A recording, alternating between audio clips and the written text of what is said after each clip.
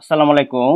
দ্বাদশ শ্রেণীর বিএম শাখা শিক্ষার্থীরা, আনামতা টিউটোরিয়ালের পক্ষ থেকে সকলকে জানাই আন্তরিক শুভেচ্ছা। আশা করি আল্লাহর রহমতে তোমরা সকলেই ভালো আছো। আজ তোমাদের জন্য অফিস ম্যানেজমেন্টের উপর আমি তোমাদের একটি সুপার সাজেশন দিব। আশা করি এই সাজেশনটি অনুসরণ করলে তোমরা শতভাগ কমন পাবে। তাহলে চলো আগে আমরা মান বন্টনটা জেনে নিই, তারপর প্রত্যেকটা অধ্যায় ভিত্তিক কোন কোন প্রশ্নগুলো তোমাদের ইম্পর্টেন্ট সবগুলো আমি বলে দিব। তোমরা এখানে লক্ষ্য করো, তোমাদের দুইটা বিভাগ থাকবে, একটা হচ্ছে ক বিভাগ আর একটা হচ্ছে খ বিভাগ। তোমাদের ক বিভাগে থাকবে রচনামূলক প্রশ্ন 10টি থাকবে, যে কোনো 5টি প্রশ্ন উত্তর দিতে হবে। এক একটা প্রশ্নের মার্ক হচ্ছে 7 করে, 5 7 35। এবং সংক্ষিপ্ত প্রশ্ন খ বিভাগে থাকবে সংক্ষিপ্ত প্রশ্ন 10টি প্রশ্ন থাকবে, যে কোনো 5টি প্রশ্ন উত্তর দিতে হবে। এক একটা প্রশ্ন মার্ক হচ্ছে 2 করে, 5 দুগুণে 10। তাহলে তোমাদের 45 মার্কের পরীক্ষা হবে এবং পাস মার্ক করার জন্য তোমাদের 45কে 3 ভাগে ভাগ করতে হবে। 3 15 45, মানে 15 পেলে তোমরা পাস করবে। তাহলে চলো আমরা অধ্যায় ভিত্তিক সাজেশনটা দেই। দেখো, প্রথম অধ্যায় অফিস ব্যবস্থাপনা। এখান থেকে তোমাদের যে প্রশ্নগুলা খুব ভালো করে পড়ে নিতে হবে, তাহলে এখান থেকে তোমরা কমন পাবে ইনশাল্লাহ। দেখো, অফিস বলতে কি বুঝো, অফিসের কার্যাবলী আলোচনা করো। এটা দেখো কতবার এসেছে, এই প্রশ্নগুলো ভালো করে পড়ে নিবা। বর্তমান বিষয়ের যুগে একটা আধুনিক অফিস কতটুকু গুরুত্ব বহন করে, এই প্রশ্নটা। অথবা এটা এভাবে আসতে পারে, অফিস বলতে কি বুঝো ব্যবস্থাপনার ক্ষেত্রে আধুনিক অফিসের গুরুত্ব প্রয়োজনীয়তা বর্ণনা করো। এই প্রশ্নটা অনেক ইম্পর্টেন্ট। তারপরে এই প্রশ্নটা দেখো, অফিস বলতে কি বোঝায়, অফিস হলো যে কোনো প্রতিষ্ঠানের স্নায়ু কেন্দ্র স্বরূপ ব্যাখ্যা করো। এই প্রশ্নটা দেখো কতবার এসেছে, এই প্রশ্নটা অনেক ইম্পর্টেন্ট। তারপর আরেকটি প্রশ্ন দেখো, অফিস ব্যবস্থাপনা বলতে কি বুঝো, অফিস ব্যবস্থাপনা আওতা বা পরিধি বর্ণনা করো। অথবা এটা এইভাবে আসতে পারে, অফিসের আওতা আলোচনা করো। তারপরে যে 10 নং প্রশ্নটি, অফিস বিভাগীয়করণ কি, অফিস বিভাগীয়করণের ভিত্তিসমূহ আলোচনা করো। খুবই ইম্পর্টেন্ট একটা প্রশ্ন। অথবা এটা এইভাবে আসতে পারে, কোন কোন বিষয়গুলির উপর অফিস বিভাগীয়করণ নির্ভরশীল। তারপর 12 নং প্রশ্নটি দেখো, অফিস ব্যবস্থাপনাকে দায়িত্ব কর্তব্য, অফিস ব্যবস্থাপকের দায়িত্ব কর্তব্য আলোচনা করো। অথবা এই প্রশ্ন এইভাবে আসতে পারে, একজন অফিস ব্যবস্থাপকের দায়িত্ব কর্তব্য আলোচনা করো। অথবা এটা এইভাবে আসতে পারে, অফিস ব্যবস্থাপকের কার্যাবলী আলোচনা করো। একই প্রশ্ন, তো তোমরা প্রশ্নটা ভালো করে দেখে তারপরে পড়ে নিবা।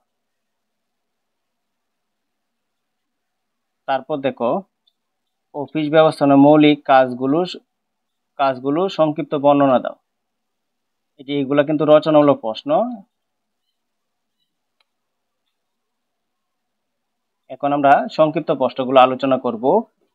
অফিস বলতে কি বুঝায়, দেখো এটা কতবার এসেছে, খুব ভালো করে পড়ে নিবা। অথবা আধুনিক অফিসের সংজ্ঞা দাও, এই প্রশ্নটা পড়ে নিবা। তারপরে দেখো এই প্রশ্নটা দেখো, অফিস ব্যবস্থাপনা কি, অথবা ব্যবস্থাপনা কি, অথবা ম্যানেজমেন্ট শব্দের অর্থ কি, অথবা অফিস ব্যবস্থাপনা সংজ্ঞা দাও। এই প্রশ্নটা দেখো কতবার এসেছে, এই প্রশ্নটা ভালো করে পড়ে নেবা সংক্ষিপ্ত প্রশ্ন থেকে।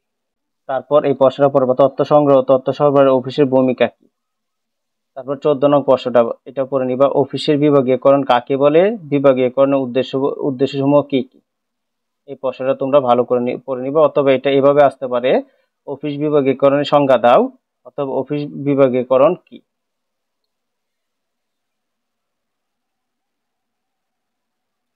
তারপর এই প্রশ্নটা পড়ে নিবা, পেশনা বা প্রণোদান বলতে কি বুঝো। এই প্রশ্নটা পড়ে নিবা। তোমরা যদি এখান থেকে প্রথম অধ্যায় থেকে এই প্রশ্নটি পড়ে নাও, আর প্রথম অধ্যায় থেকে সবচেয়ে বেশি প্রশ্ন করা হয়, তাই এই প্রথম অধ্যায়টা খুব গুরুত্ব সহকারে রচনামূলক এবং সংক্ষিপ্ত প্রশ্নগুলা পড়ে নিবা। এখন আমরা দ্বিতীয় অধ্যায়টা দেখো, অফিস কর্মী ব্যবস্থাপনা। এখান থেকে আমাদের যে প্রশ্নগুলো পড়ে নিতে হবে। দেখো, অফিস কর্মী ব্যবস্থাপনার দক্ষতা নিরূপণে কি কি সূচক ব্যবহার করতে হয় আলোচনা করো। অথবা একজন দক্ষ অফিস কর্মী ব্যবস্থাপনা বলতে কি বোঝায়, এই প্রশ্নটা পড়ে নিবা রচনামূলক প্রশ্ন থেকে। অফিস কর্মী কাকে বলে, অফিস কর্মী নির্বাচন প্রক্রিয়া বর্ণনা করো। অথবা অফিস কর্মী নির্বাচন প্রক্রিয়া বা পদ্ধতি বর্ণনা করো। এই প্রশ্নটাও তোমরা ভালো করে পড়ে নিবা। তারপর কর্মী নির্বাচন বলতে কি বুঝো, কর্মী নির্বাচনের সংক্রান্ত নীতিমালা আলোচনা করো। পদোন্নতির সংজ্ঞা দাও, পদোন্নতির ভিত্তিসমূহ কি। অথবা পদোন্নতি বলতে কি বোঝায়, শ্রেষ্ঠত্বের ভিত্তিতে পদোন্নতি সম্পর্কে যা জানো লেখো। অথবা পদোন্নতি উত্তম ভিত্তি কি এবং কেন। এই প্রশ্ন পড়ে নিবা। তারপরে দেখো, প্রশিক্ষণের সংজ্ঞা দাও। এই প্রশ্নটা পড়ে নিবা। তারপর বিভিন্ন প্রকার প্রশিক্ষণের পদ্ধতি বর্ণনা করে এই প্রশ্নটা পড়ে নিব। অথবা শ্রমিক কর্মীদের বিভিন্ন প্রশিক্ষণ পদ্ধতি বর্ণনা করো। তারপর এই প্রশ্নটা পড়ে নিবা। পরিকল্পনা সংজ্ঞা দাও। অফিস ব্যবস্থাপনার ক্ষেত্রে পরিকল্পনা অত্যাবশ্যক কেন তা ব্যাখ্যা করো। অথবা পরিকল্পনা সংজ্ঞা দাও।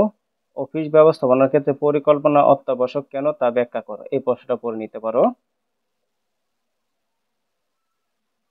তারপর একজন সফল অফিস ব্যবস্থাপকের কি কি গুণাবলী থাকা উচিত আলোচনা করে। এই প্রশ্নটা খুব ইম্পর্টেন্ট। আর সংক্ষিপ্ত প্রশ্ন যেগুলো পড়ে নিবা। অফিস কর্মী ব্যবস্থাপনা বলতে কি বোঝায়। তারপর কর্মী সংগ্রহ কর্মী নির্বাচন কাকে বলে। এই প্রশ্ন পড়বে। কর্মী সংগ্রহের উৎসসমূহ উল্লেখ করো। এই প্রশ্নটা তোমরা পড়ে নিবা। তারপর অফিস ব্যবস্থাপক কাকে বলে। একজন উত্তম অফিস ব্যবস্থাপকের কি কি গুণ থাকা আবশ্যক। এই প্রশ্নটা পড়ে নিবা। তারপর পেশাদানের পদ্ধতিসমূহ কি কি হতে পারে বলে মনে করো। এই প্রশ্নটা তোমরা পড়ে নিবা। তারপর তৃতীয় অধ্যায় অফিস ফর্মস ও অফিস মনিহারি। এখান থেকে রচনামূলক যে প্রশ্নটি পড়বা। অফিস ফর্ম কি। অফিস ফর্মের গুরুত্ব আলোচনা করো। অফিস ফর্মের প্রকারভেদ সমূহ আলোচনা করো। অফিস ফর্ম তৈরির সময় বিবেচ্য বিষয়সমূহ আলোচনা করো। অথবা অফিস ফর্মের নকশা প্রস্তুতকরণ সম্পর্কে আলোচনা করো। এই প্রশ্নটা পড়ে নিবা। তারপর মনিহারি দ্রব্যাদি বাছাইকরণ বলতে কি বোঝায়, কি বুঝো, বাছাইয়ের ক্ষেত্রে বিবেচ্য বিষয়সমূহ উল্লেখ করো। অফিস ফরমের নিয়ন্ত্রণ বলতে কি বোঝায়, অফিস ফরম নিয়ন্ত্রণের সুবিধাসমূহ উল্লেখ করো। তারপর অফিসে মনিহারি কাকে বলে, অফিস মনিহারি সুবিধাসমূহ আলোচনা করো। তারপর অফিস মনিহারি সংগ্রহ মজুত ব্যবস্থাপনা সম্পর্কে আলোচনা করো। এই প্রশ্নগুলো তোমরা পড়ে নিবে। এটা অথবা আছে দেখো, অফিস দ্রব্যাদি সংগ্রহ মজুত সম্পর্কে সংক্ষেপে আলোচনা করো। এই প্রশ্নগুলো পড়ে নিবা। এখন আমরা সংক্ষিপ্ত প্রশ্নগুলো বিস্তারিত ব্যাখ্যা করব। দেখো, অফিস ফর্ম বলতে কি বোঝায়, এটা পড়ে নিবা। তারপর অফিসে মনিহারি কাকে বলে, অথবা অফিসে মনিহারি কি, অথবা অফিস মনিহারি বলতে কি বোঝায়, এই প্রশ্নটা পড়ে নিবা।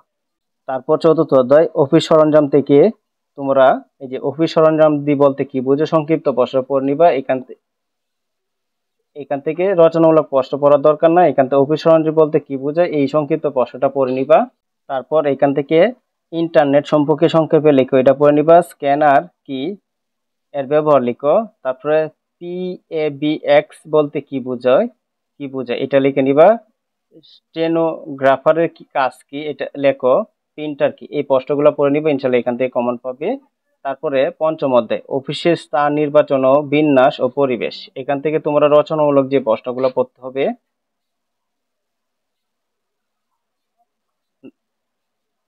অফিসের স্থান নির্বাচন কি, অফিসের স্থান নির্বাচনে বিবেচ্য বিষয়সমূহ বর্ণনা করো। এই প্রশ্নটা পড়ে নিবা। অফিস বিন্যাস কি, অফিস বিন্যাসের বিবেচ্য বিষয়সমূহ উল্লেখ করো। আসবাবপত্র নির্বাচন কি, আসবাবপত্র নির্বাচনের বিবেচ্য বিষয়সমূহ লেখো। এই তিনটা প্রশ্ন পড়ে নিবা। তারপরে অফিস বিন্যাস বলতে কি বোঝায়, পরিকল্পিত অফিস বিন্যাস সুবিধা কি কি, এই প্রশ্নটা পড়ে নিবা। তারপর অফিস পরিবেশ বলতে কি বুঝো, অফিস পরিবেশ কিভাবে ভালো রাখা যায়, এই প্রশ্নটা তোমরা ভালো করে পড়ে নিবা। এটার অথবা আছে অফিস পরিবেশ ভালো রাখার উপায় বর্ণনা করো। একই প্রশ্ন যেভাবে আসে তোমরা এটারই আনসার করবা। তারপরে সংক্ষিপ্ত প্রশ্ন যেগুলো পড়ে নিতে হবে। অফিসের স্থান নির্বাচন বলতে কি বোঝায়, অথবা অফিসের স্থান নির্বাচনের সংজ্ঞা দাও। অফিস বিন্যাস বলতে কি বোঝায়, এই প্রশ্নগুলো পড়ে নিবা। তারপর আসবাবপত্র বিন্যাস কি বা কাকে বলে। আর এই যে পরে আরেকটা প্রশ্ন হচ্ছে আদর্শ টেবিলে বৈশিষ্ট্যসমূহ কি, এই প্রশ্নগুলো পড়ে নেবে, ইনশাল্লাহ এখান থেকে কমন পাবে। তারপর ষষ্ঠ অধ্যায় নথিকরণ ও সূচীকরণ। নথিপত্র ব্যবস্থাপনা বলতে কি বোঝায়, এই প্রশ্নটা পড়ে নিবা। নথিকরণ কাকে বলে, নথিকরণের গুরুত্ব প্রয়োজনীয়তা বর্ণনা করো। তারপর এই যে নথিকরণের উদ্দেশ্যবলী বর্ণনা করো, এটা পড়ে নিও। নথিকরণের বিভিন্ন পদ্ধতি বর্ণনা করো। অথবা বাংলাদেশে অফিসে ব্যবহারে উপযোগী নথিকরণ পদ্ধতি আলোচনা করো। তারপরে নথি সংরক্ষণ কি, নথি ব্যবসায়ী প্রতিষ্ঠানের স্মরণশক্তি ব্যাখ্যা করো।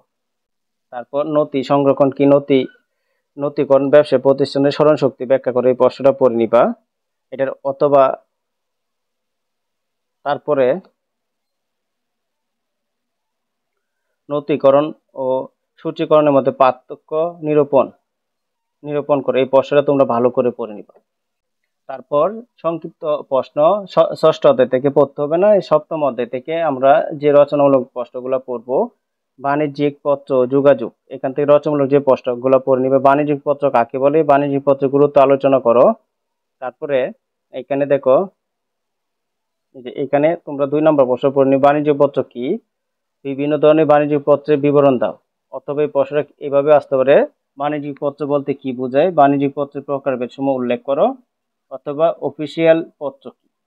তারপরে 3 নম্বর প্রশ্নটা, বাণিজ্যিক পত্র কাকে বলে, উত্তম বাণিজ্যিক পত্রের বৈশিষ্ট্যসমূহ উল্লেখ করো। এই প্রশ্নটা পড়ে নিবা। তারপর যোগাযোগ পদ্ধতি বা মাধ্যম বর্ণনা করো, অথবা যোগাযোগ মাধ্যমগুলো কি কি। তারপর 14 নম্বর, বাণিজ্যিক পত্রের বিভিন্ন অংশগুলো আলোচনা করো, অথবা অফিসিয়াল পত্রের বিভিন্ন অংশগুলো উল্লেখপূর্বক লেখার পদ্ধতি বর্ণনা করো, অথবা অফিসিয়াল পত্রের বিভিন্ন অংশ লেখো। এই প্রশ্নগুলো পড়ে নিবা। তারপর এই প্রশ্নটা পড়ে নিবা, লিখিত ও মৌখিক যোগাযোগের মধ্যে পার্থক্য আলোচনা করো। তোমরা এখান থেকে যে সংক্ষিপ্ত প্রশ্নগুলো পড়ে নিবা, বাণিজ্যিক পত্রের সংজ্ঞা দাও, একটি উত্তম বাণিজ্যিক পত্রের বৈশিষ্ট্য উল্লেখ করো। তারপর 3 নং, বাণিজ্যিক পত্রের প্রধান শাখা কয়টি ও কি কি, বাণিজ্যিক পত্রে কয়টি অংশ ও কি কি। তারপর মৌখিক ও লিখিত যোগাযোগ বিভিন্ন মাধ্যমগুলো কি কি।